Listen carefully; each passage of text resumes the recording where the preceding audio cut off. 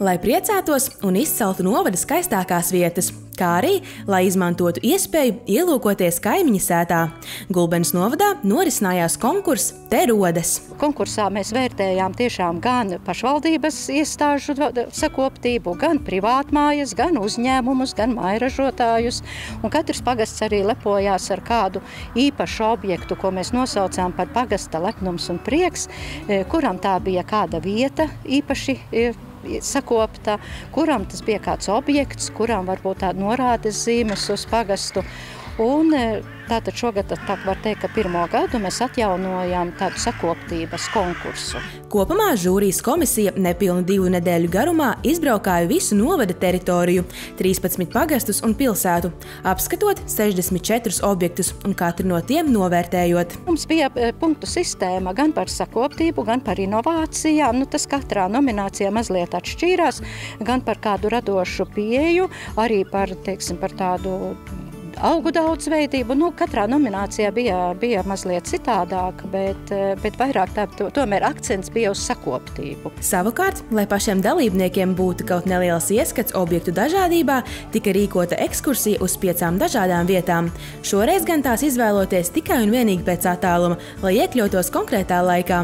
Un pirmā vieta, kur ekskursijas dalībnieki apskatīja, bija privāta māja Litenē, kas startēja nominācijā Sakoptākā sēta ciema teritorijā.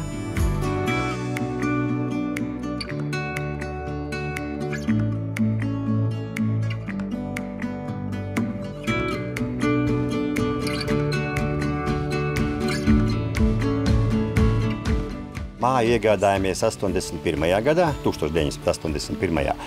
Bet, visi tie lielie darbi praktiski kaut kādu 20 gadu laikā. Jā, vismaz, jo mēs te ienācām, bija tikai māls, laipiņas un melnzeme.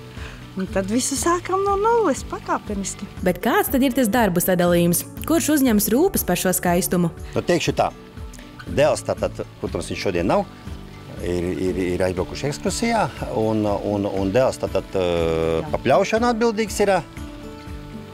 Sieva tātad par dobēm cīnās. Es vairāk vai mazāk sponsors.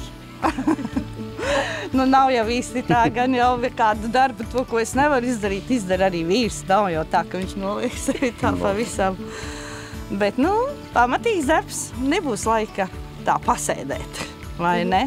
Man patīk, ka cilvēki atbrauc, viņi saka, vai cik skaisti es pie jums dzīvotu.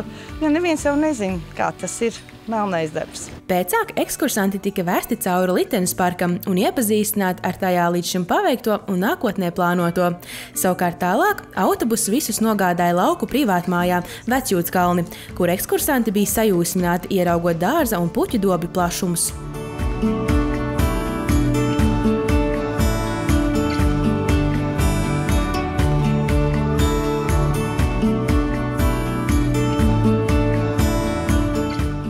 Mēs atnācām no Valmieras, tā jau bija tikai tā sākums, gadi kādi 25, ja ne 30.